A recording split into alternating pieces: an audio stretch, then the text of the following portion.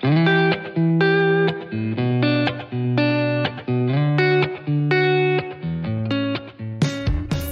et bienvenue sur le podcast des locomotives. Notre mission, t'apporter de l'inspiration pour te donner envie d'aller au bout de tes projets et de tes rêves.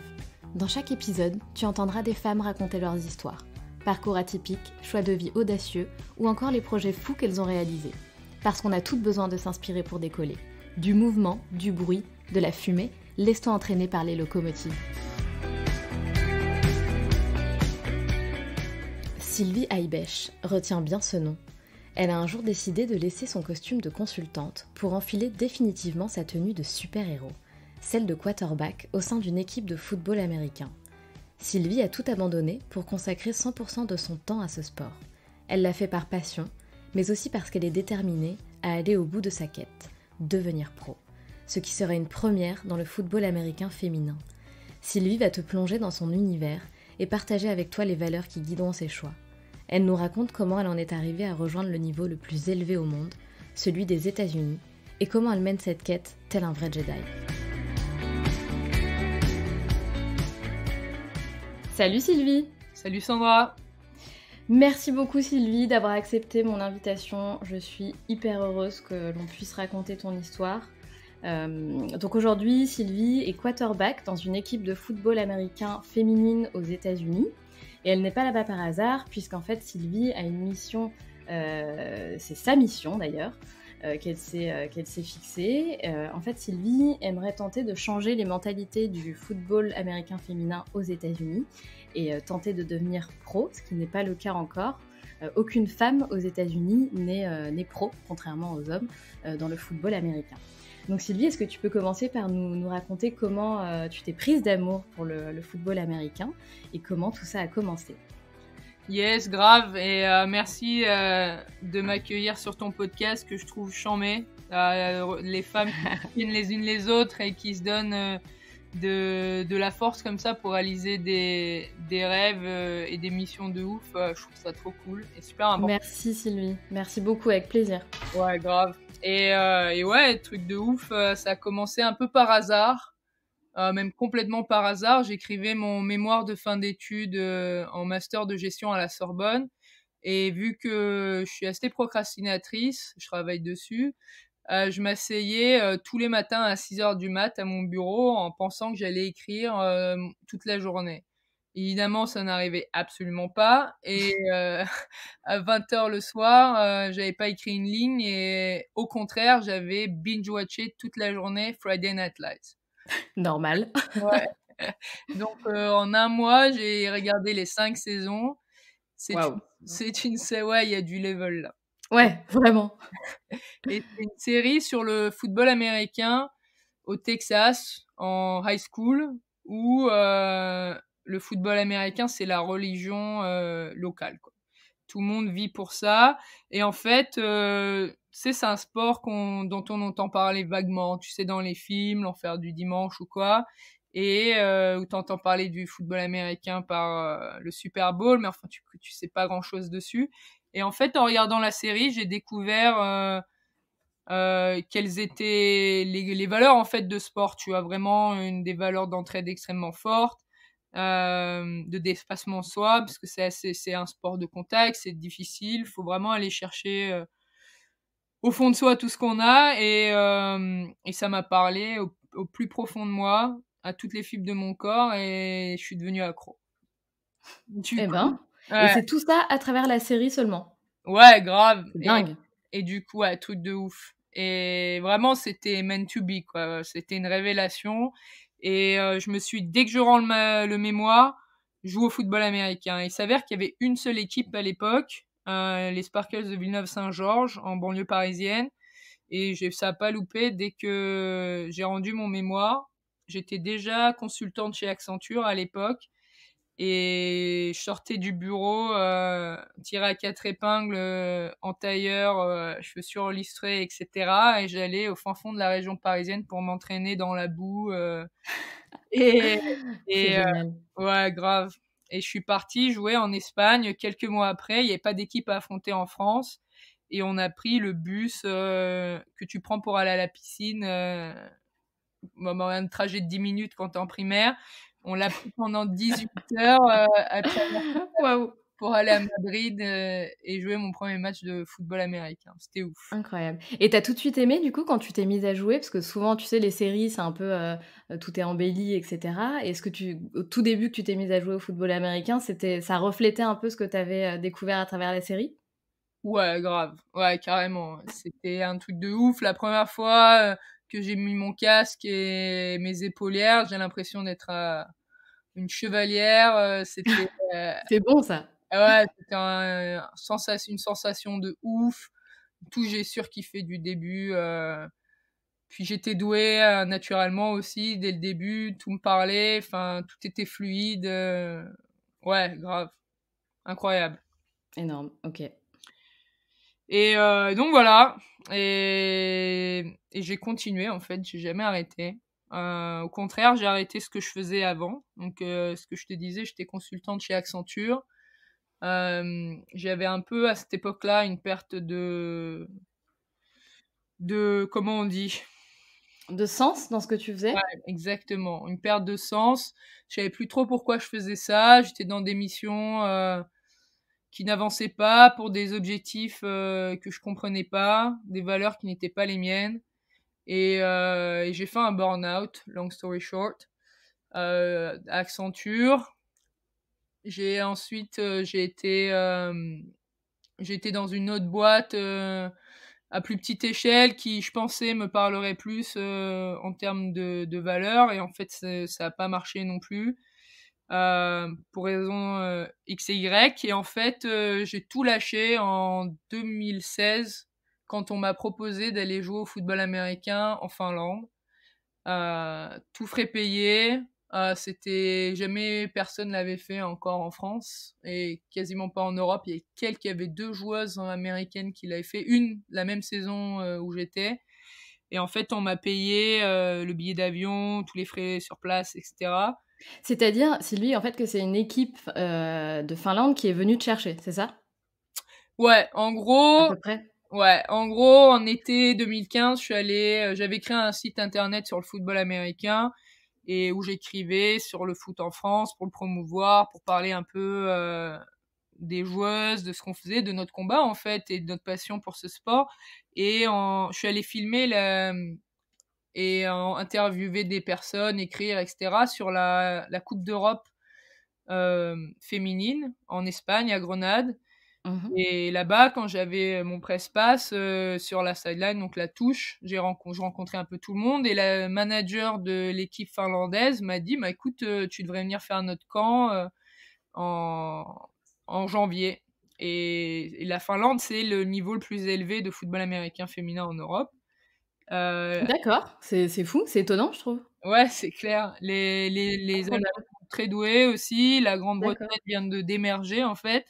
Et la Finlande est historiquement la, le plus haut niveau. En fait, ils ont une grande culture des sports américains avec le hockey, le football américain, qui l'eût cru.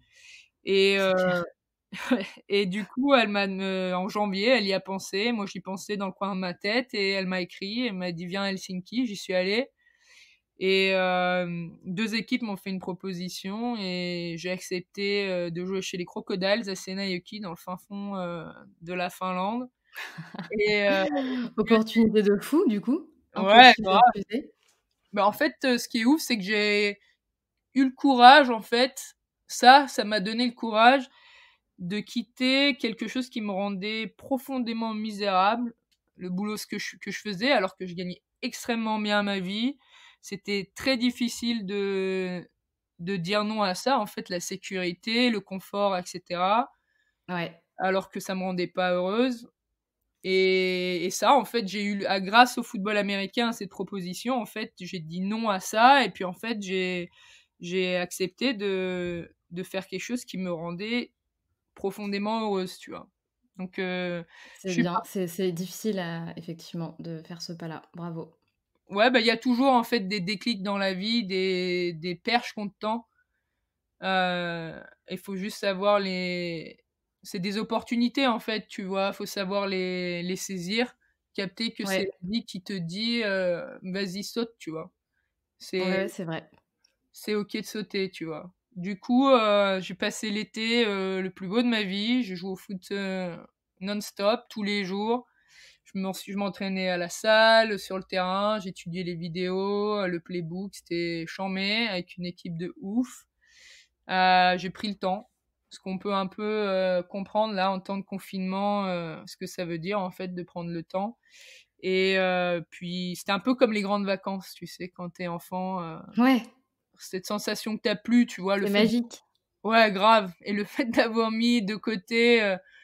Je pensais que j'aimais cette vie en fait, tu vois, même être consultante, j'en rêvais, tu voyages partout, t'as des projets de ouf, tu rencontres des gens brillants, en fait, ça me parlait pas du tout, ça me parlait pas à mon âme, tu vois.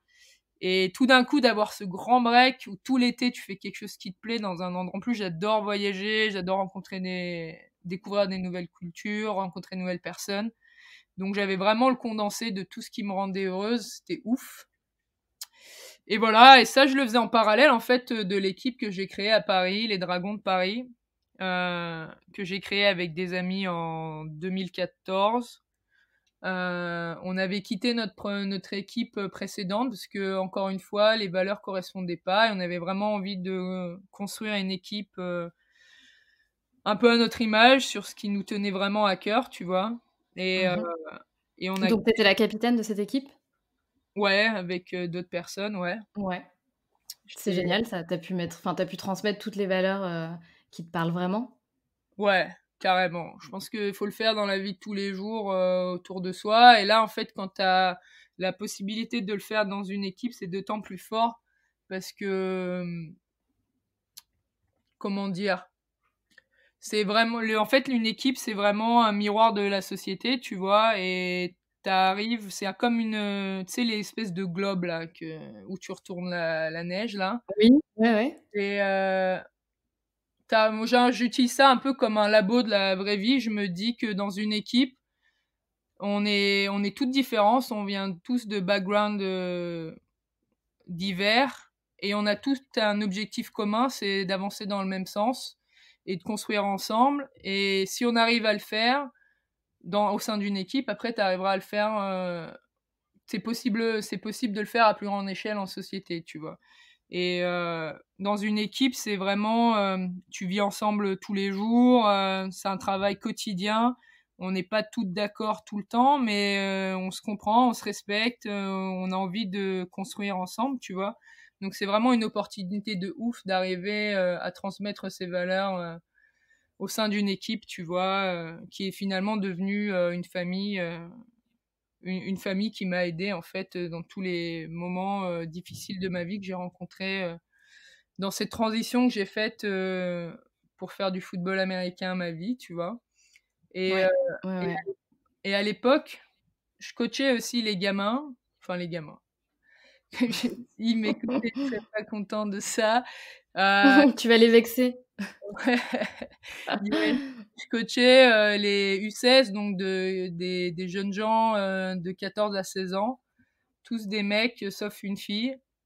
Et, euh, et tu vois, d'avoir transmis mes valeurs au sein d'une équipe avec d'autres femmes et d'avoir réussi à transmettre ces valeurs chez des jeunes et des hommes, ça c'était ouf, tu vois. Parce que j'ai reçu pas mal d'inquiétudes sur ce sujet, même quand on me formait à être coach, on me demandait est-ce qu'ils m'écoutaient, les garçons, etc. Je dis bah ouais grave, ça les dérange pas du tout que ce soit une femme. Et au contraire, je trouve que le fait d'avoir réussi, d'avoir prouvé que les femmes peuvent entraîner des garçons, les inspirer, être leur modèle, c'est assez fort, tu vois. Donc C'est super. En plus de jeunes hommes, c'est important comment dire? De les «éduquer» entre guillemets dans ce sens-là, dès tout jeunes. Enfin dès tout jeunes, je sais pas quel âge ils avaient, tu vois? Mais c'est important, je trouve, parce que ça reste après les années qui arrivent, les années qui ouais suivent. grave.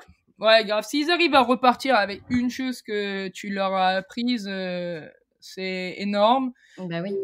Et en plus, en fait, ma philosophie de coach ou de coéquipière, tu vois, c'est qu'on se concentre d'abord sur les valeurs. En fait, je m'en fous de ton niveau footballistique si t'as pas les valeurs de base, parce que je pense que la culture d'une équipe, ce sur quoi tu construis, c'est ce qui va t'apporter des titres, tu vois. Tu Oui. peux mettre un mélange de différents de grands talents ensemble sans que, comme on dit en français, la mayonnaise prenne, tu vois. Ça, Oui, c'est ça, vrai.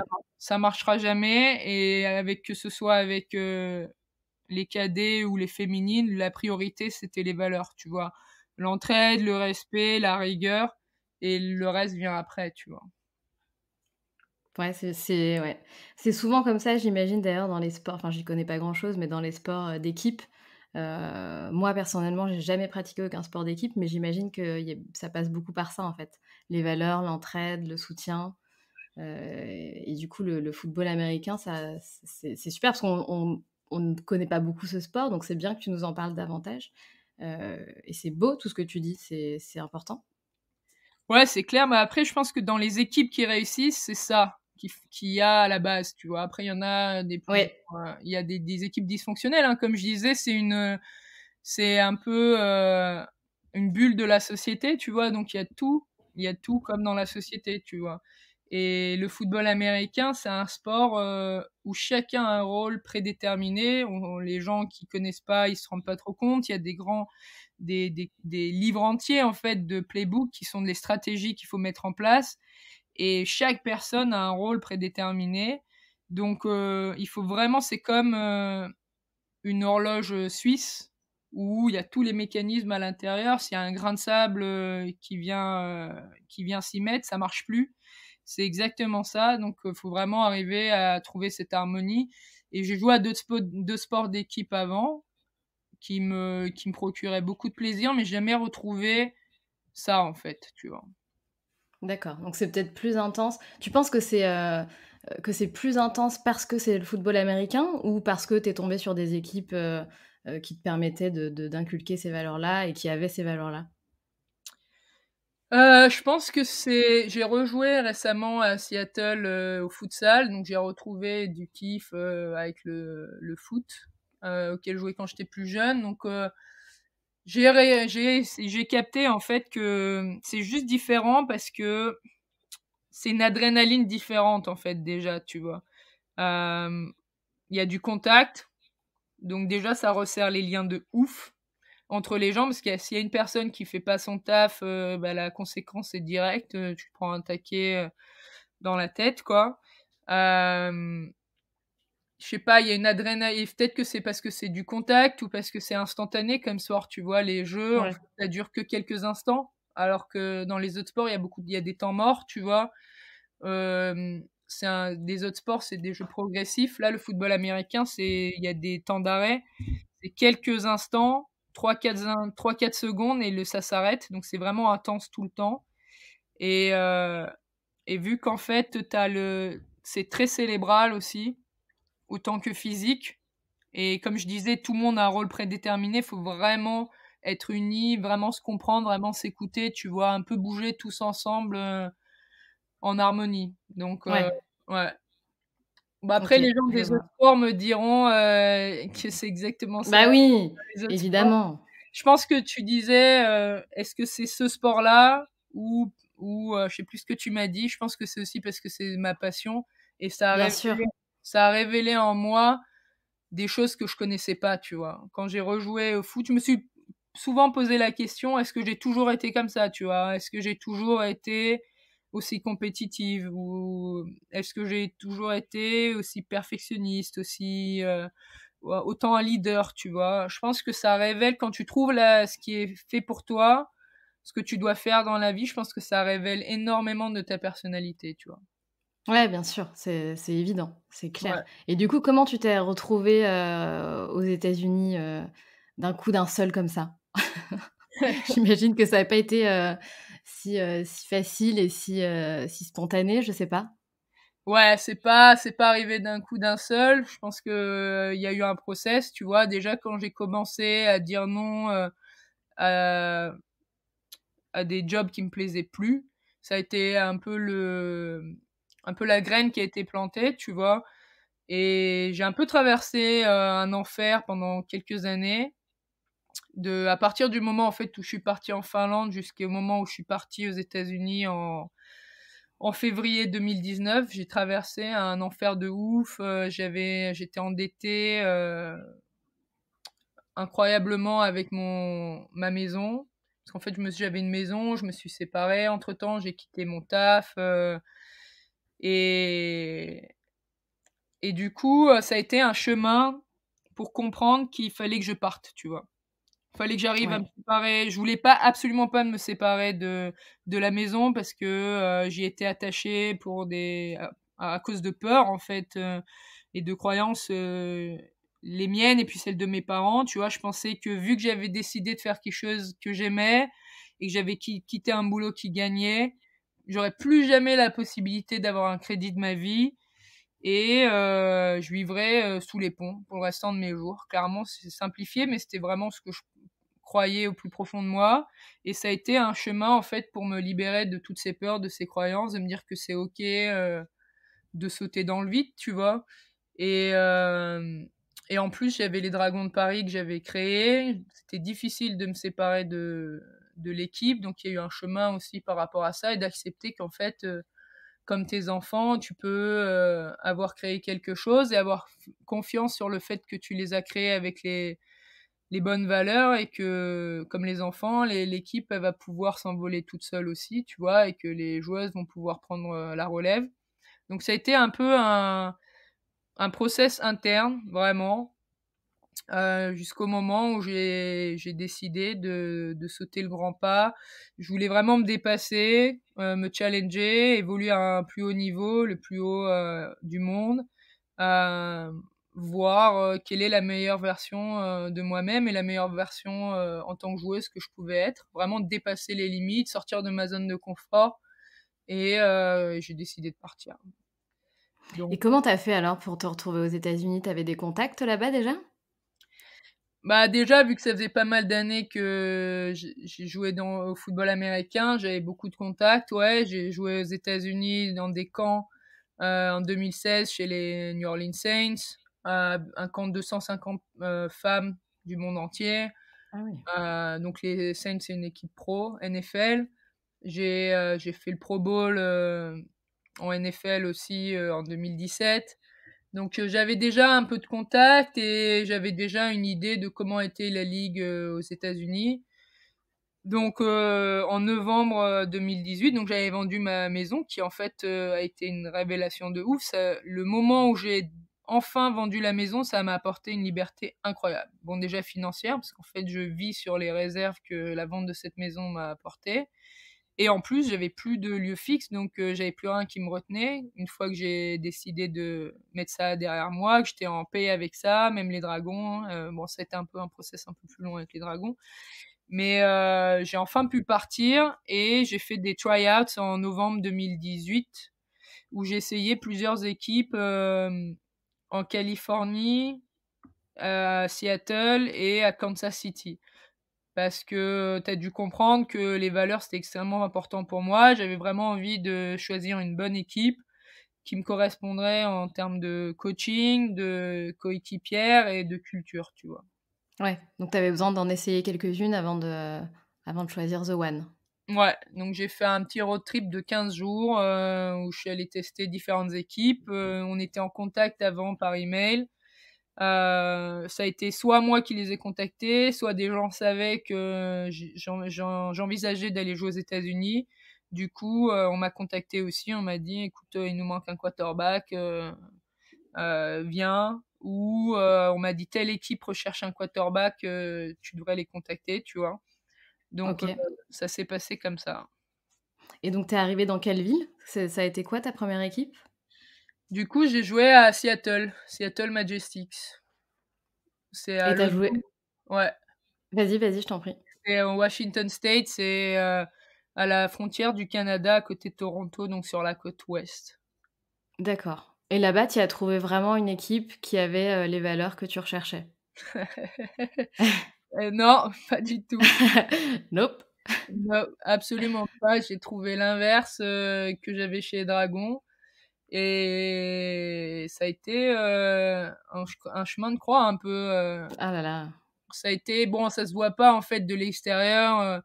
On est allé en finale de conférence, donc le dernier pas avant la finale nationale. J'ai eu des bonnes stats, j'ai fini par être starter en tant que safety. J'ai eu, même en tant que stat de jeu, j'ai eu des bons résultats, tu vois.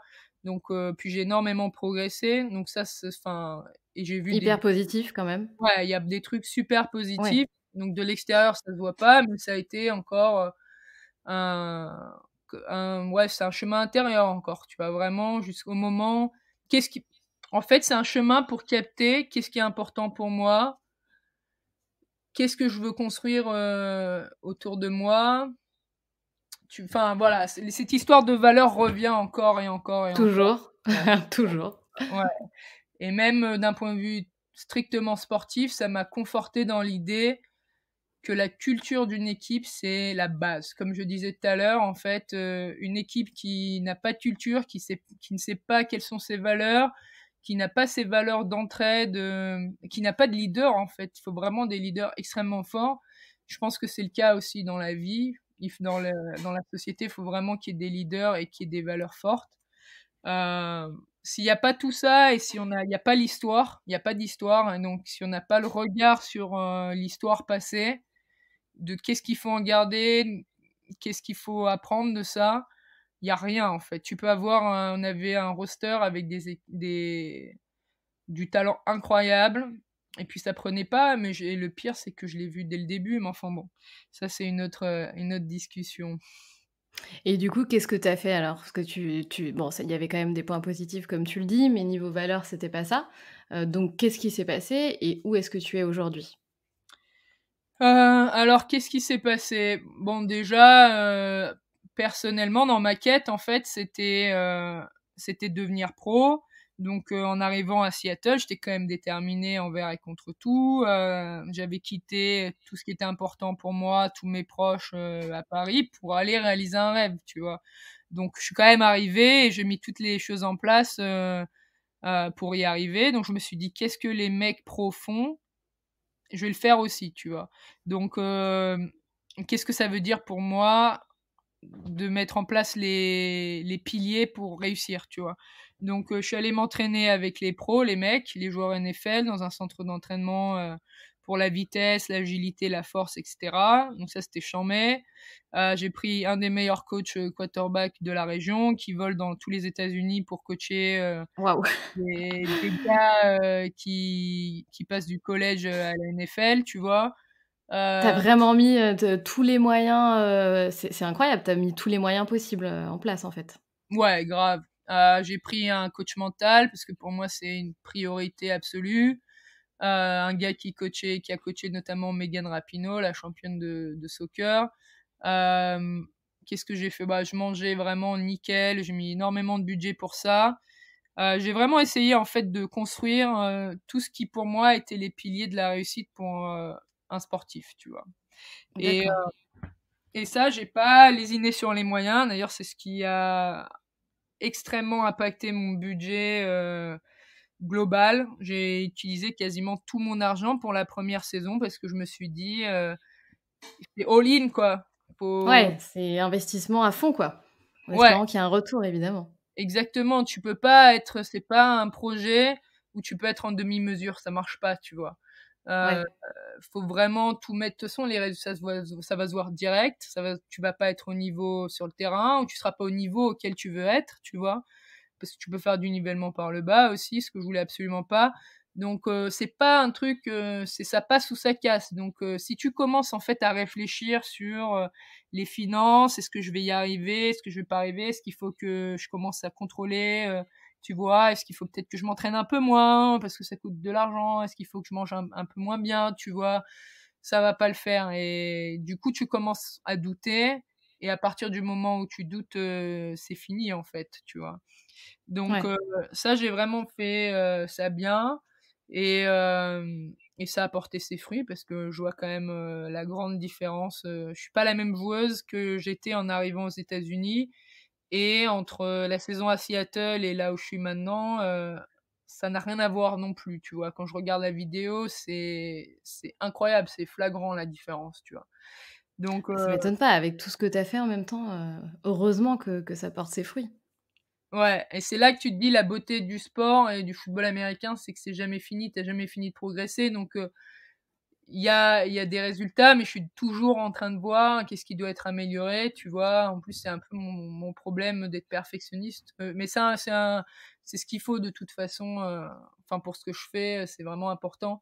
Donc, je suis en train de voir ce qui va pas et ce qui devrait être mieux. Et du coup, voilà, ça c'était ma saison, ce que j'ai mis en place pour que ça fonctionne. Et puis il fallait aussi que ça résonne en moi, qu'il fallait que j'ai de la joie aussi dans ce que je faisais, ce que j'avais pas, à Seattle. Au-delà de ça, c'est une ville extraordinaire que je conseille, vraiment de visiter, c'est magnifique. C'est dans avec les montagnes, l'eau, les lacs partout et l'océan pas loin, c'est une culture incroyable aussi, c'est vraiment cool Seattle. Mais ça me parlait pas, comme je disais, ça revient toujours, tu vois, de s'écouter, d'écouter son âme, ce qui nous appelle, ce qui sent bien, ou ce que notre corps nous dit en fait, tu vois? Est-ce qu'on se sent bien dans notre corps? Est-ce Bien que sûr. on sent à notre place, tu vois? Et je me sentais pas à ma place. J'ai essayé, je m'entête de ouf, donc j'ai essayé envers et contre tout. La saison est finie en juin, et j'ai dû faire une pause parce que j'ai que des visas de 6 mois, et je suis repartie, je suis restée en août et septembre, à Paris, et je suis repartie en octobre là-bas. Et j'ai tenu d'octobre à décembre, encore en train de me battre pour essayer de changer les valeurs de la team, tu vois? Je me disais que si ça changeait pas top down, ce serait bottom up, tu vois? En essayant d'avoir un impact sur les coéquipières. J'étais capitaine, en fait, j'ai été nommée capitaine, pour ma première saison là-bas. Ah ouais, waouh! Et ouais, c'était assez cool. Enfin, j'aime bien ça parce que justement, en fait, ça te permet d'avoir un impact. Mais Bah oui. si en fait les choses sont pas mises en place correctement pour qu'il y ait du changement, c'est malheureusement ça n'arrive pas. Et là, j'ai capté en fait en décembre que c'est impossible. Hem Et du coup, bah, j'ai décidé de partir. Je suis contente en fait. J'ai été confrontée, je pense que la vie, c'est un peu les boucles. Ça revient toujours, les mêmes défis reviennent dans notre vie. J'ai eu un peu ce défi à affronter dans ma première équipe, dans un des boulots que j'avais en fait, où il y a des choses en termes de valeurs, qui me correspondaient pas du tout. Heu, des trucs assez graves en fait, j'ai pas forcément envie d'en parler là, mais c'était assez grave en termes d'harcèlement sexuel, des choses très difficiles dans lesquelles je voulais pas du tout prendre part. Et j'ai réussi, en un temps record, en fait, juste une saison, de dire: «Non, c'est pas pour moi, j'ai pas envie d'être là, j'ai besoin de quelque chose de mieux pour moi», et je me suis écoutée et voilà, je suis partie. J'ai eu le choix entre Portland et DC, Washington DC, Mmh.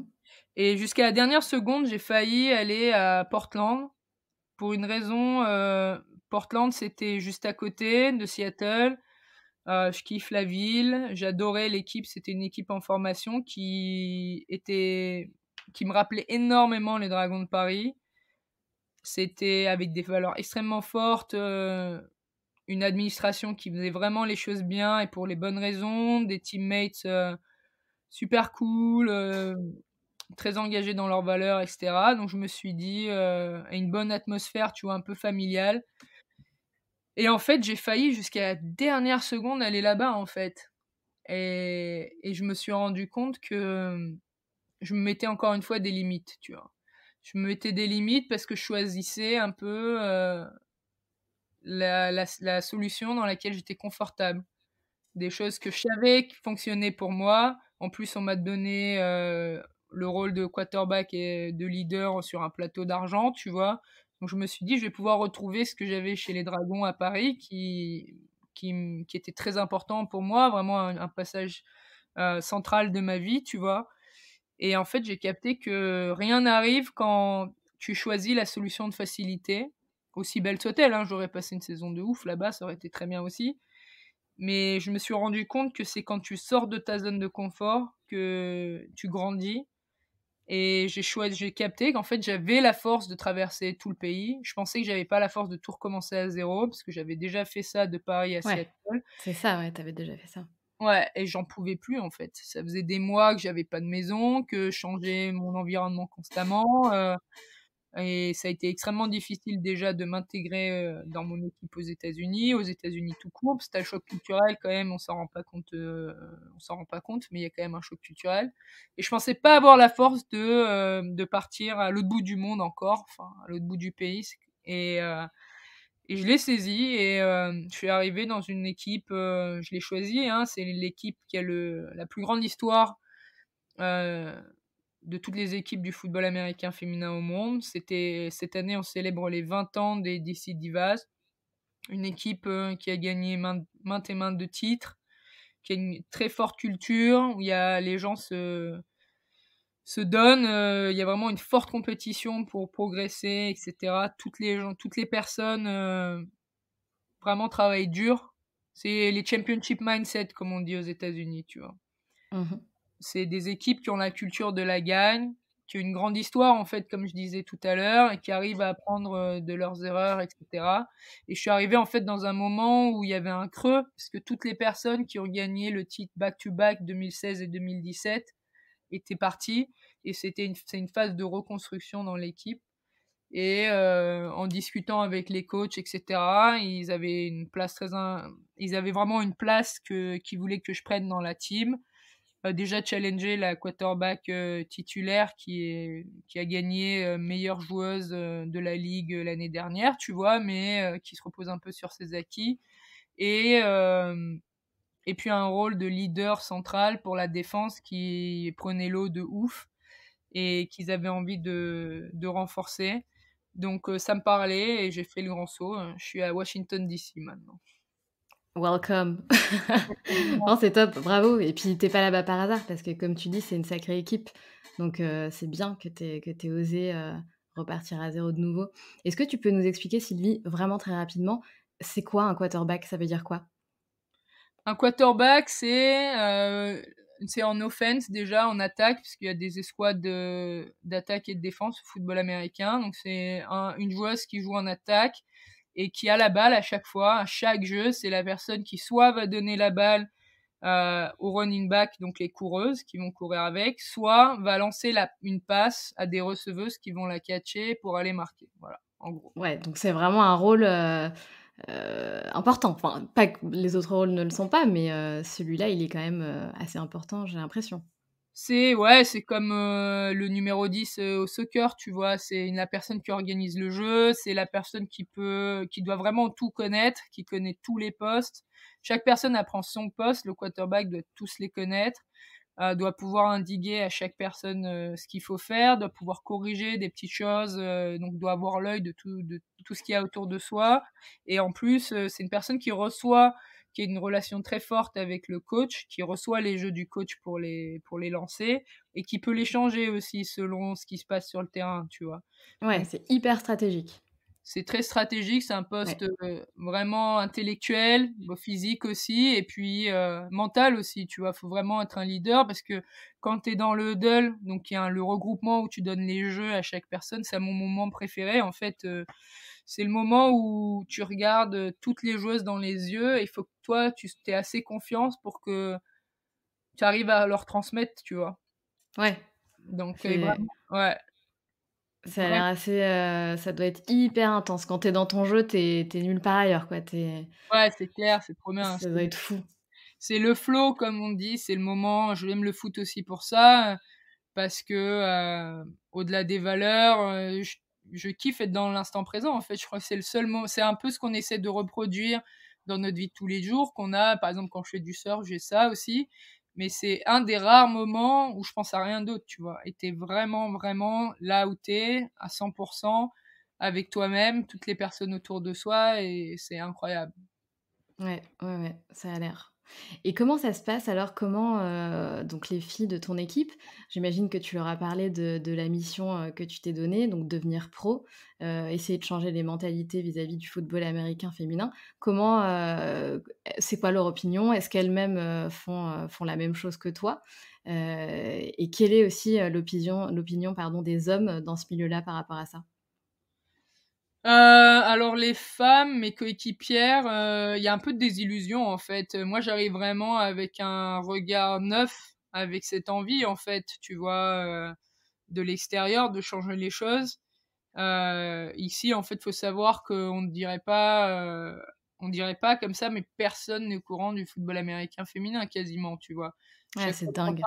Chaque fois que j'en parle dans la rue, les gens deviennent fans instantanés parce qu'en fait, c'est chambé, mais personne n'était au courant avant que je leur dise, tu vois? C'est assez ouf Ouais, et alors que les hommes, c'est des superstars, quoi. ah ouais, mais un truc de ouf. Ouais, c'est dingue. Ah là là. Ouais et alors, tu vois, on pense qu'en Europe, on galère de ouf, puisque c'est vraiment un discours qui est international, tu vois? Dans tous les sports féminins, d'ailleurs et on pense qu'on galère, mais c'est exactement la même chose aux States, tu vois? Ouais. Alors que c'est le sport national. Donc Ouais, c'est dingue. ouais, en France, quand tu parles du football américain féminin, les gens sont étonnés et puis ils savent même pas ce que c'est. De toute façon, le foot Bah, c'est américain. ça, on connaît pas. On Ouais, connaît pas trop, en fait, en France. alors qu'aux États-Unis, hein, quand tu parles du football américain féminin, les gens savent très bien de quoi tu parles. Donc du coup, enfin le sport, du coup, ils sont hallucinés, tu vois. C'est leur culture, c'est leur sport. Ça représente des valeurs extrêmement fortes de patriarcat, d'une certaine Amérique. Avec des normes hétéronormées, tu vois, avec l'armée. Enfin, c'est vraiment l'Amérique, quoi. Et du coup, quand ils savent que en plus, c'est vraiment un sport considéré comme masculin, c'est du contact, c'est la virilité absolue. Donc, quand tu dis que des femmes jouent au football américain, leur réaction est complètement différente que celle en France. Ils sont étonnés, mais ça représente beaucoup pour eux, tu vois. Donc, ils surkiffent, en fait. Ils surkiffent. Quand j'en parle avec des gens, ils deviennent un fan instantané, comme je disais. En plus, ils le font à l'américaine, donc ils t'apportent les cookies, ils te font des panneaux. Et c'est over the top, hein, c'est vraiment à l'américaine. Tu signes des Ouais, autographes, ils j'adore. vont prendre des photos, c'est un truc de ouf quand tu arrives de France, où en plus on a vraiment la culture de de l'humilité, tu vois, t'en fais pas trop. Alors aux États-Unis, c'est un truc de ouf. Quand tu arrives et que tu signes des autographes, alors que tu penses que t'es personne, c'est assez ouf. Et, Tu m'étonnes. ouais, et les mecs, donc les joueurs NFL avec qui je m'entraîne, bon déjà, ils trouvent que c'est chambé, ils me considèrent comme une membre de leur équipe d'entraînement, comme n'importe qui. En fait, quand ils captent que tu t'entraînes aussi à fond qu'eux et que tu te donnes autant et que tu connais autant le foot qu'eux, etc. Enfin, pas autant parce qu'ils grandissent dedans et puis ils ont vraiment tout à leur disposition pour être excellents. Mais ils t'accueillent vraiment les bras grands ouverts. Ils ont regardé mes highlights, ils trouvent ça chambé et ils sont à fond, tu vois. Donc, Mais alors d'où elle vient cette vieille mentalité, bah, voilà, du fait que les femmes sont pas pros, que c'est même pas connu en fait que les femmes jouent au football américain? Alors que finalement, ce que tu as l'air de nous dire, c'est que les hommes, kiffent et limite, ils sont impressionnés de voir des femmes se donner autant, donc pourquoi il y a cette mentalité? bah, Encore à l'heure actuelle, tu vois? Je veux dire il y a quelques années, OK, je comprends, mais à l'heure actuelle, pourquoi on est encore là-dedans? bah, écoute, on est encore là-dedans. C'est la société entière, en fait, hein, qui est comme ça. Quand tu regardes, par exemple, je l'ai vécu vraiment très proche parce que je suis ici en même temps qu'il y a eu le combat, en fait, des femmes de l'équipe nationale de soccer, donc de foot, le ballon rond, les joueuses américaines. J'ai vécu la Coupe du Monde aux États-Unis, en fait, celle qui était en France, qui est plutôt drôle. Euh, et en fait, elles ont fait un procès parce que elles gagnent depuis des années, c'est championne du monde entier depuis, je sais pas combien elles en ont eu, 3, 4 d'affilée, je crois. Elles rapportent plus d'argent à leur fédération que l'équipe masculine. Et pourtant, elles sont payées au lance-pierre par rapport aux hommes. Ouais, Et c'est inadmissible franchement, c'est un c'est truc de ouf, un truc de ouf. Ça n'a aucun sens. Et elles ont osé aller jouer la Coupe du Monde en France, donc 2019, en étant en procès avec leur fédération pour dénoncer tout ça, en fait. Et demander compensation et salaire équivalent. Et d'ailleurs, le verdict vient de tomber. Elles n'ont pas eu gain de cause et ils ont osé dire que les femmes et les hommes ne pouvaient pas avoir de salaire équivalent parce que les femmes étaient moins rapides, étaient moins physiques. Donc La honte.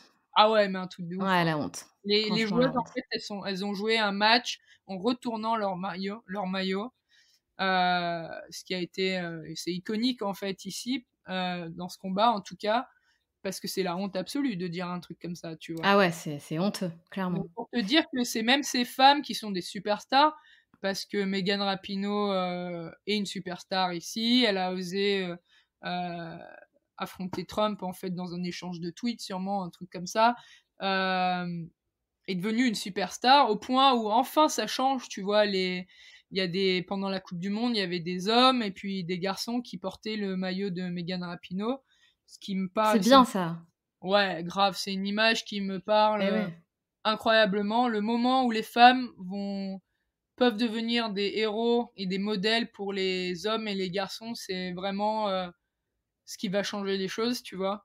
D'ailleurs, ça me Ouais, et finalement, pardon, je te coupe, mais finalement, tu peut-être, arrivée vraiment au bon moment, tu vois? Ça commence me avec ce procès et cetera, les choses sont peut-être en train de changer. Il suffit, peut-être que les athlètes, du football américain masculin se mettent s'allient à votre cause, pour que ça déclenche encore plus de choses, tu vois?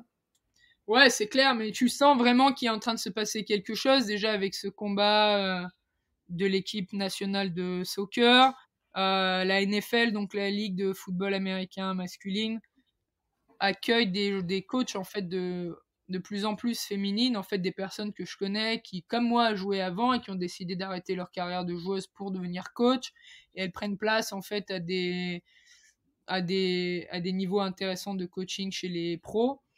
Tu vois que ça commence à évoluer en fait, pas assez à mon goût parce que perso, je pense que c'est bien que les femmes jouent aussi et pas forcément coach, mais c'est un pied dans la porte comme on dit, c'est le début, tu vois. Ouais.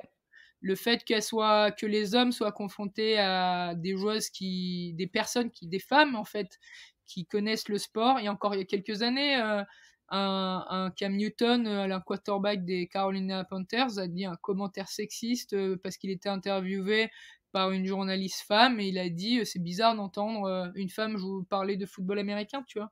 Oh là là, Ouais, donc naze. il y a du travail. Ouais, bah, ouais, évidemment qu'il y a du travail, Mm. clairement, et Mais c'est j'ai pour ça que beaucoup tu es de... là-bas. C'est pour ça que tu Hein. es là, Sylvie. C'est Ouais. pour ça que tu es là, Sylvie, on croit en toi. Mais j'ai beaucoup d'espoir parce qu'en fait, tu rencontres quand même des gens autour de toi, des jeunes en fait, des jeunes hommes qui me donnent beaucoup d'espoir. J'étais en train de surfer au Costa Rica et il y a un gamin de lycée qui est taillé comme une armoire à glace.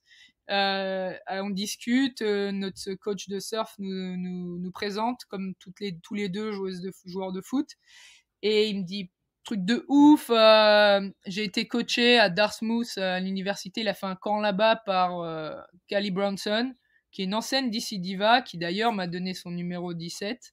Tous les numéros, faut savoir qu'à DC, il y a tellement d'histoires et 20 ans d'histoire du club que tous les jerseys, tous les numéros sont quasiment retirés, tu vois. Tu t'as pas le OK. choix. Quand tu arrives dans l'équipe, t'as pas le choix de quel numéro. Faut que les joueuses d'avant autorisent que tu le prennes. Ah Enfin bon, ouais?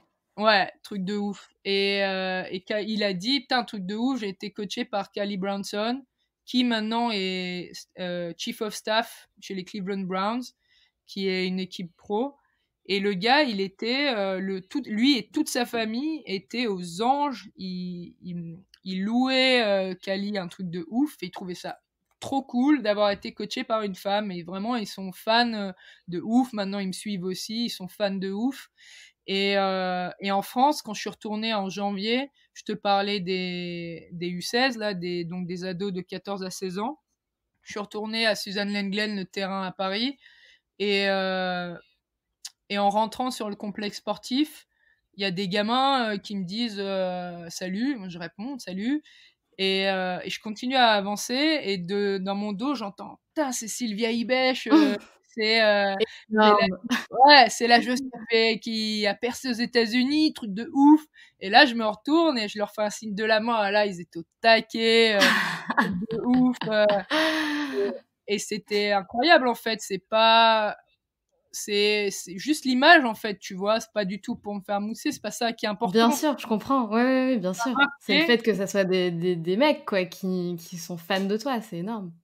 ouais, et puis c'est pas ceux que j'ai coachés, parce que je continue à discuter avec ceux que j'ai coachés, il y a énormément de respect, et puis ils ont vraiment envie de savoir où j'en suis, enfin ils me suivent de ouf, tu vois, et ça c'est chambé, mais c'est vraiment, en plus, ceux-là, je les ai jamais rencontrés de ma vie, tu vois, et que comme je disais, le maillot de Megan Rapinoe porté par un garçon, sur la plage, à l'autre bout du monde, qu'une famille entière soit fan d'une femme, tu vois, et que des gamins à l'autre bout à Paris me suivent. Alors, enfin, c'est un truc de ouf, en fait. C'est là que tu te dis, j'ai énormément, déjà quand je coachais les U16, c'était tous des garçons sauf une. J'avais énormément d'espoir pour le futur du monde, dans l'absolu.